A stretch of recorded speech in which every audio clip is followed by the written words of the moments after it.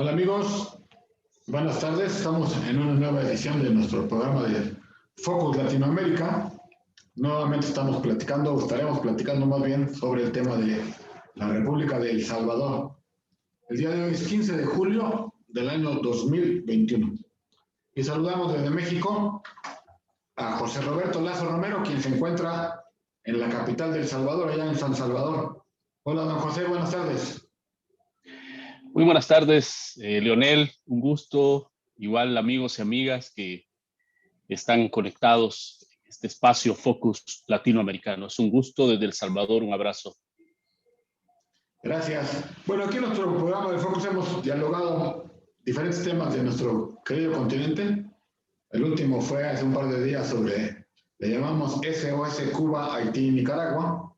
Estuvimos platicando ahí de la situación que hay. Hace un tiempo estuvimos platicando de Perú, este país que no termina de resolver sus elecciones, aunque ya parece que en estos días se terminará resolviendo. Hemos hablado de Bolivia, el paso hoy de las elecciones también en Ecuador y también de Chile. Y hoy regresamos al caso de la República de El Salvador, porque obviamente como todos los países es importante, pero en particular acá por la importancia que tiene que hay dos nuevos poderes, el poder ejecutivo que tiene el presidente Bukele y la Asamblea Nacional, que si no mal recuerdo entró en mayo y que ya de algún modo ya está empezando a dar dando sus pasos. Y había tanto al inicio del gobierno de Bukele como al inicio de esta asamblea una expectativa. Entonces la pregunta originaria, dijéramos, José Roberto, que habrá que decir que usted es uno de los gentes que se dedican a la cuestión de la defensa de los derechos humanos allá en su país, la cuestión de la atención a las personas que pues sufren este atentado a su dignidad de persona en los derechos humanos. Pero ¿cuál sería entonces, José Roberto, el balance a estos meses de tanto la Asamblea como del gobierno del presidente Nayib Bukele? Sí, bueno, hicimos un programa contigo recién pasadas las elecciones, el 28 de febrero de este año, y justamente los resultados de esas elecciones le daban una mayoría al partido del presidente de la República, el presidente Bukele, una mayoría, diríamos, suficiente para hasta poder cambiar la Constitución. En esa oportunidad, pues todavía no había tomado posesión, lo ha hecho hasta este 1 de mayo, y en lo personal yo te refería a un optimismo, diríamos cauteloso, en relación a que ya se podía, digamos, percibir una concentración de poder, ¿verdad?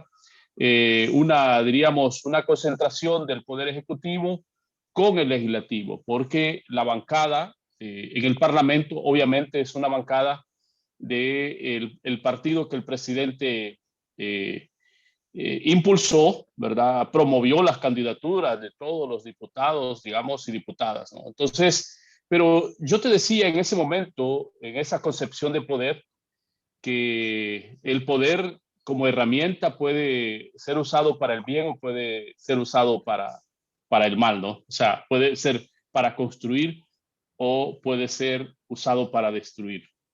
Hoy, a 2 meses y medio de la toma de la Asamblea Legislativa, de que han tomado ya, han asumido los diputados y diputadas, pues prácticamente podemos decir que las posibilidades de que ese poder fuese usado para construir el bien, para resolver los problemas reales que la ciudadanía siente a diario y por los cuales endosó un voto de confianza altamente mayoritario. Eso no lo desconocemos en ningún momento. Somos conscientes que la votación fue abrumadora, fue un hito en la votación histórica de este país. Como decía el presidente, su partido sacó una mayoría de 50 y casi 60 diputados, ¿no? Cosa que nunca había pasado. Ese voto de confianza que la población le endosó al presidente, obviamente, tiene una lectura, y es que con ese poder el presidente que se había quejado, digamos, de que no le dejaban gobernar la legislatura anterior, pues hoy tenía la posibilidad de legislar, ¿no? Entonces, esa posibilidad, insisto, de usar todo ese poder para construir, para resolver los problemas reales de la población, que es lo que la gente espera de un mandatario, ¿no? Que le resuelva los problemas fundamentales. Creo que cada día esa posibilidad se va perdiendo, va desapareciendo. El primer acto, y eso para poner un poco el contexto, ¿no? El primer día que asume la Asamblea Legislativa, el 1 de mayo, justamente se da un golpe de Estado, digamos. Es decir, prácticamente el órgano ejecutivo le da un golpe de Estado a, por ejemplo, a la sala de lo constitucional de la Corte Suprema de Justicia. Esa noche fue una noche terrible. Justamente yo recuerdo que estaba viendo la transmisión en vivo y daba miedo lo que estaba pasando, ¿no? El primer acto de esta nueva asamblea, insisto, conformada por una mayoría de diputados y diputadas afines al presidente, destituye la sala de lo constitucional, ¿no? De la Corte Suprema de Justicia, y en el mismo acto, una hora después, está nombrando nuevos magistrados, por supuesto designados a dedo por el presidente de la República. Y esa misma noche, Leonel, también seguidamente se destituye al fiscal general de la República.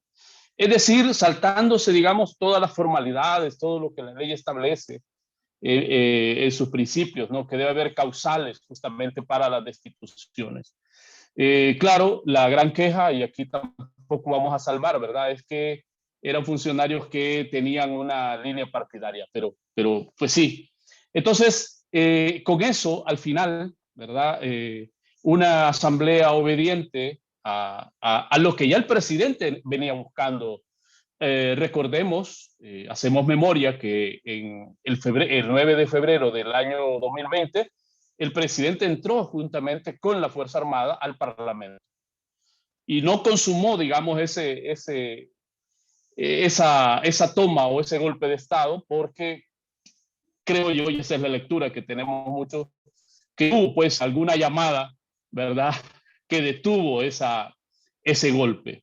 Pero entonces el presidente ha sido coherente, ¿verdad? Desde el año pasado que quiso dar un golpe al Parlamento por la fuerza, por las armas, hoy lo hace a través de la Asamblea Legislativa. Es decir, que destituye a la Sala de lo Constitucional, que es donde en la mayoría de nuestros países está la garantía, está la protección formal de los derechos humanos fundamentales, ¿no? Como el habeas corpus, como los procesos de amparo.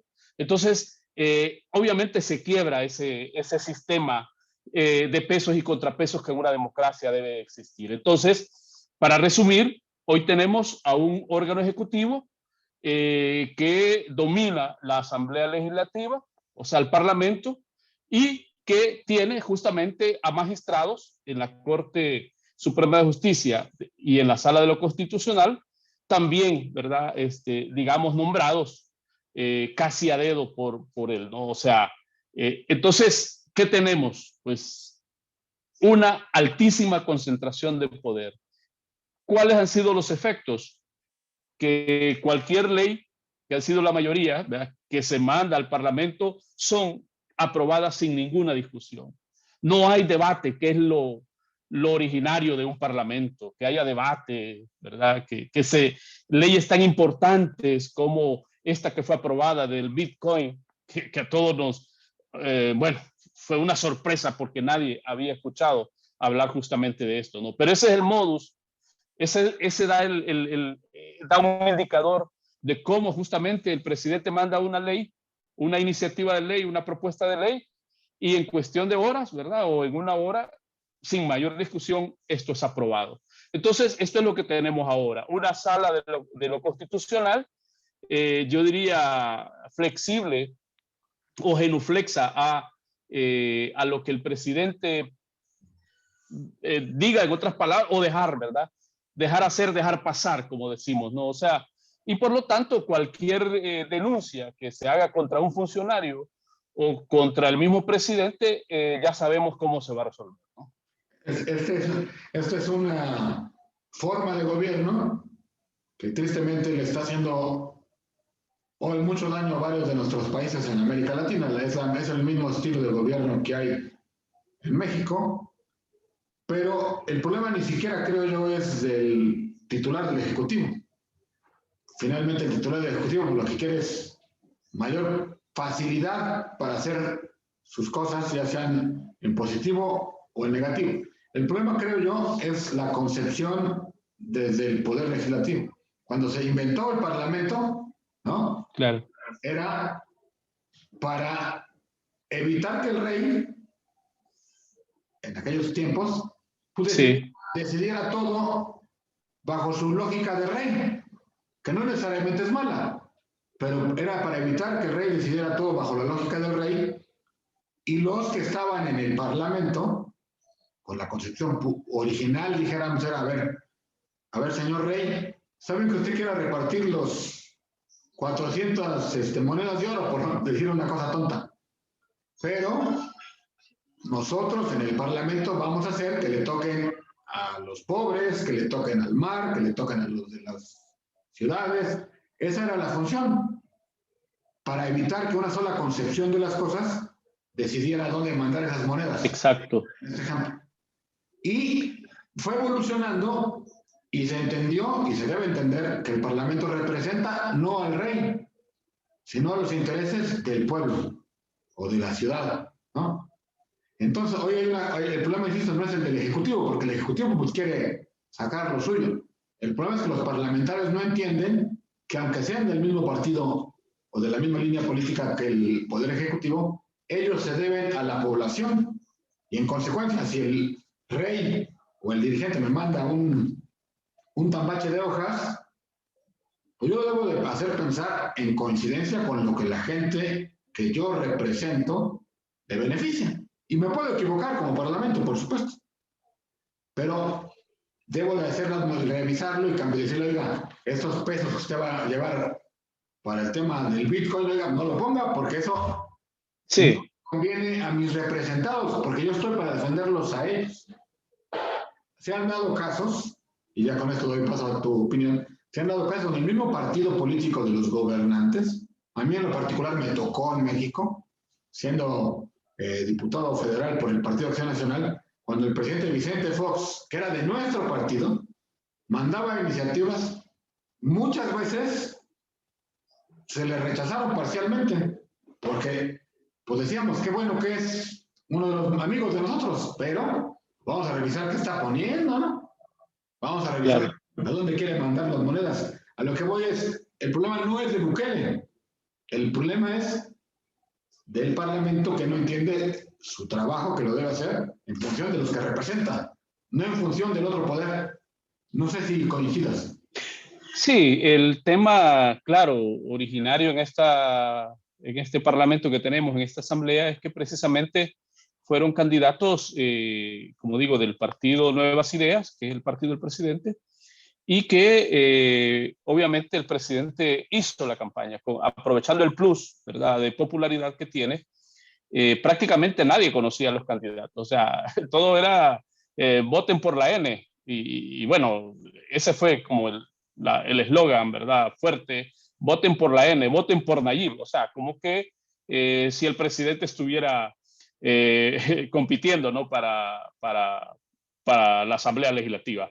Entonces, claro, entonces por eso decía, es una asamblea plegada en absoluto digamos, a los intereses y a la conveniencia y a lo que el presidente desea. O sea, en esa figura que tú decías, ¿no?, del rey o del monarca, ¿no? Es decir, entonces, con lo cual desvirtúa justamente. Y por eso decía, hoy por hoy, esta democracia que había costado, justamente México fue testigo en el Castillo de Chapultepec cuando se firmaron los acuerdos de paz en 1992.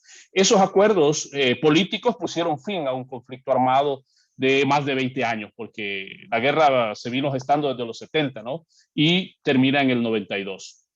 México fue testigo de ese pacto político, con lo cual la guerra se frena y con lo cual se genera todo un sueño de construir un nuevo país. Y durante, diríamos, 25 años se fue avanzando en la construcción de esos cambios, incluso a nivel constitucional. Justamente una de las formas era cómo se elegían los magistrados de la Corte Suprema de Justicia.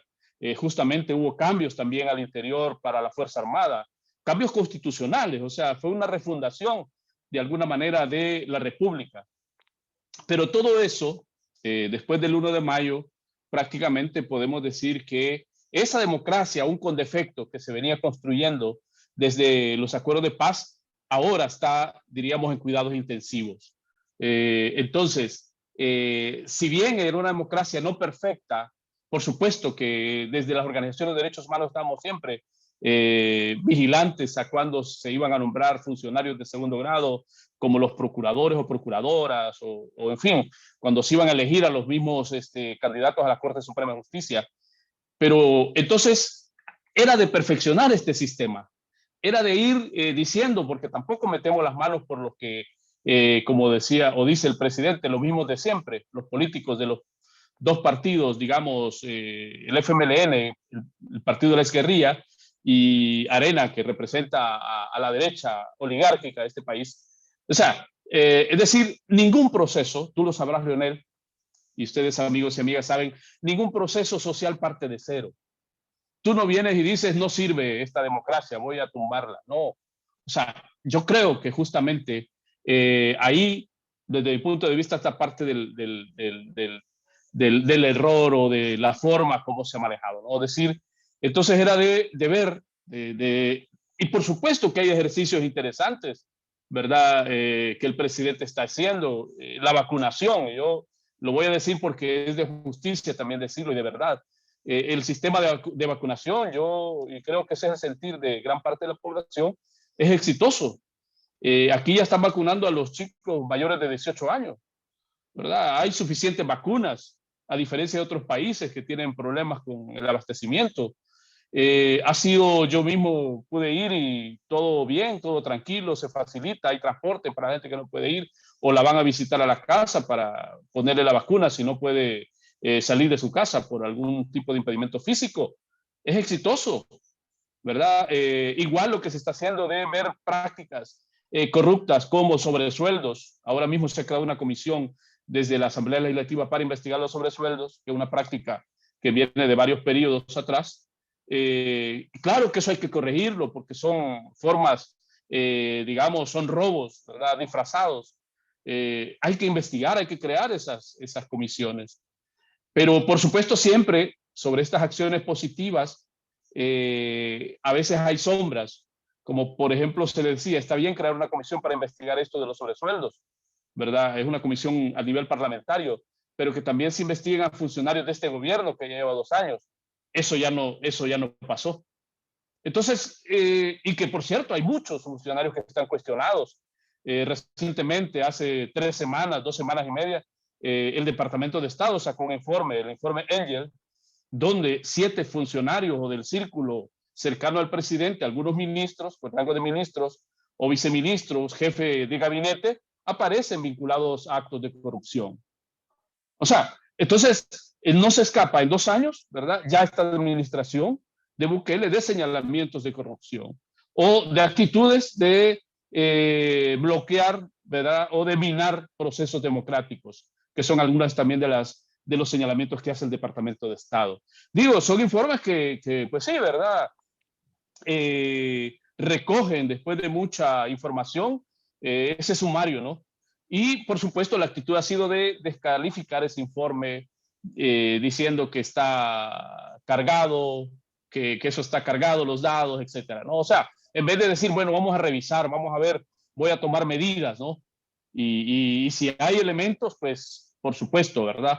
Entonces, ahí están las actitudes. Entonces, así como hay algunas cosas positivas que se puedan rescatar, ¿verdad? Creo que al final la mayoría, lamentablemente, son las acciones desde este presidente van cayendo, yo diría, en viejas prácticas, ¿verdad? En más de lo mismo que ya se venía haciendo con otros gobiernos. Y por supuesto hoy, insisto, con este plus que le da un poder casi absoluto.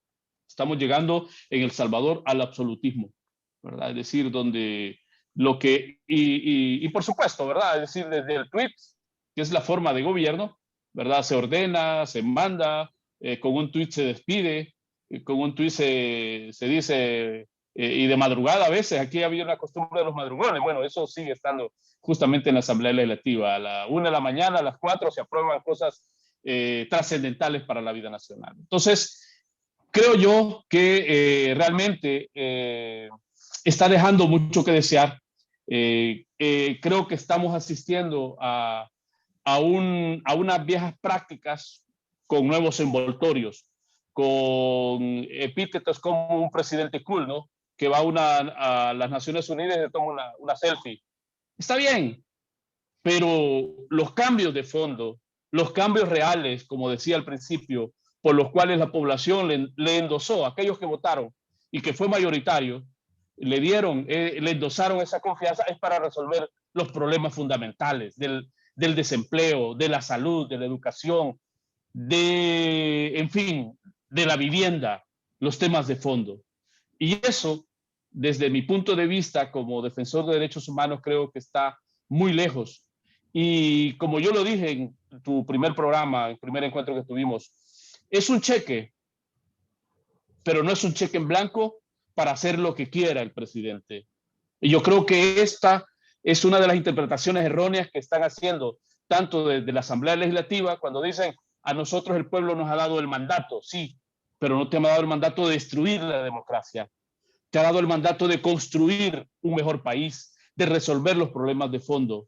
Y creo que esa ficción o esa mala interpretación que se puede hacer de ese voto masivo que se dio en las elecciones, creo que es un riesgo. Porque yo dije, ese cheque que la población ha endosado tiene fecha de caducidad. Y yo hoy por hoy puedo decir que esa efervescencia, primero de la toma presidencial en el 2019, el 1 de junio que tomó posesión el presidente y después de la asamblea, creo que la gente va poco a poco, yo ya no veo la misma efervescencia que se podía observar en los primeros meses o tal vez el primer año de gobierno. Creo que la gente, el pueblo es sabio y en esa sabiduría le endosó ese poder o ha endosado ese poder. Pero ese poder, insisto, es para hacer el bien, no para destruir y no para matar. Claro. De hecho, la política tiene la concepción de que es la técnica, el ejercicio para construir bienes públicos, para construir el bien común. Y fíjate, si me permites, Leonel, y para cerrar un poquito esto, sí, yo te quiero citar un documento del arzobispo de San Salvador, que fue de este mes de febrero 2021, y él hace un esbozo de cómo está El Salvador, y dice lo siguiente, en la página 2, es una carta pastoral del arzobispo de San Salvador. El Salvador no ha sido la excepción.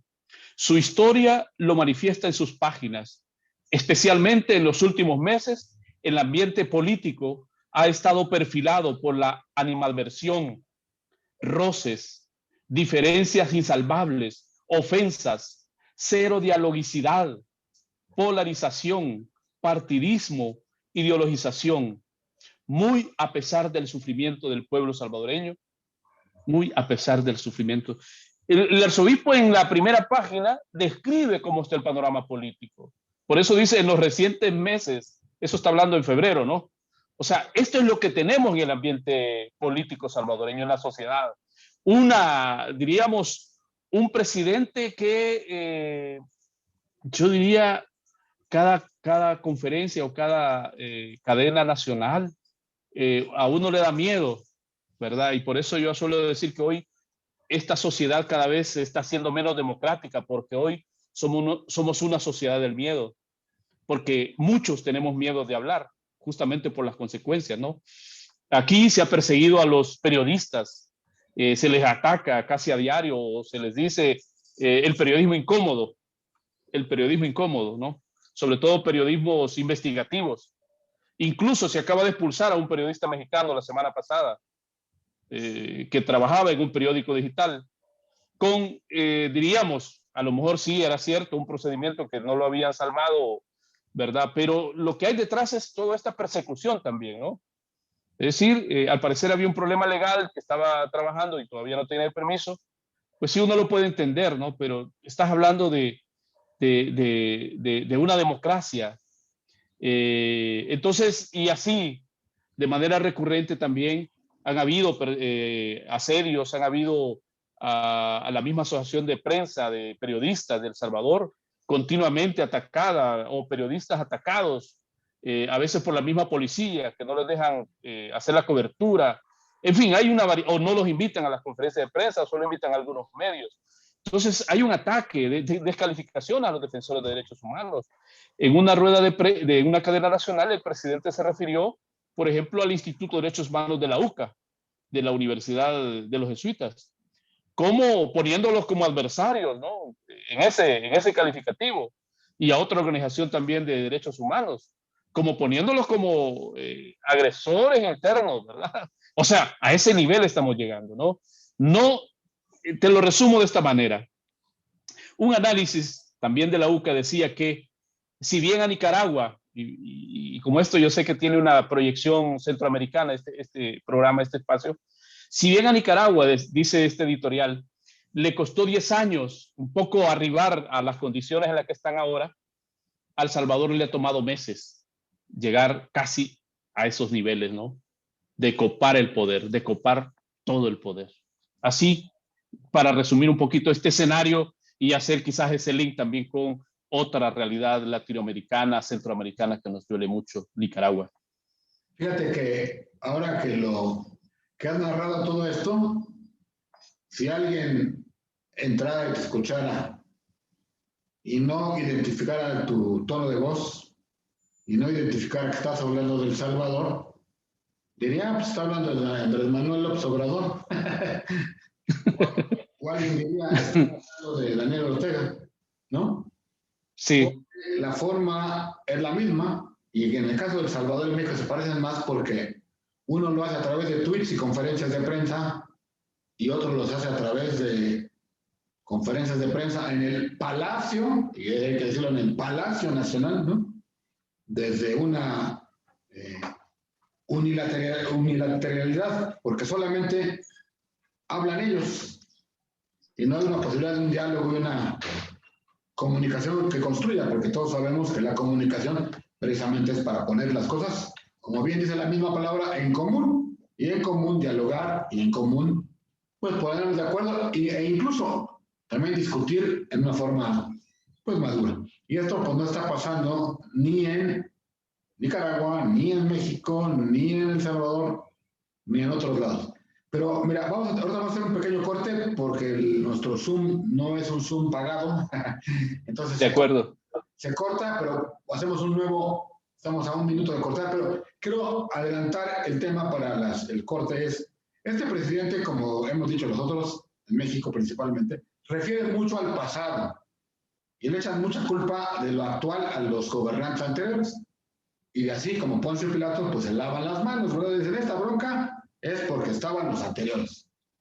Yo pregunto, en El Salvador, con toda esta historia terrible de la guerrilla, de tantos y tantos muertos, y sobre todo tantas familias que sufrieron y sufren el tema, ¿qué ha pasado con este gobierno? Si lo ha reivindicado, si ha hecho algo, si ha actuado.